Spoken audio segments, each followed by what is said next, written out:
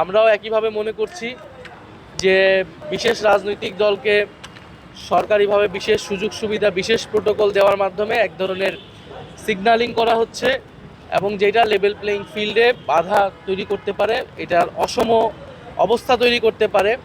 কারণ প্রশাসনের বিভিন্ন স্তরে কিন্তু এইটা এক ধরনের মেসেজ যায় যে সরকার কার পক্ষে আছে, বা মিডিয়াতেও আমরা মনে করতেছি মিডিয়ার একদিকে ঝুঁকে যাওয়ার প্রবণতা আমরা দেখতে পাচ্ছি, বা এনসিপিকে নিয়ে মেইন স্ট্রিম মিডিয়াতে নানা ধরনের নেতিবাচক যে নিউজ বা ফলস নিউজ বিশেষত কয়েকটি মিডিয়াতে এটি টার্গেটভাবে করা হচ্ছে।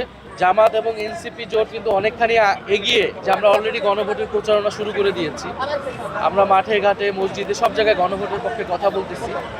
আসন সমঝোতার জিনিসটা কিন্তু আলোচনা চলমান, বাইরে হয়তো ঘোষণার আশাটা বাকি, কিন্তু আমরা কিন্তু আমাদের অভ্যন্তরীণ যে কাজ সেটা আমরা করতেছি। নির্বাচনের জন্য সব ধরনের প্রস্তুতি আমরা রাখতেছি।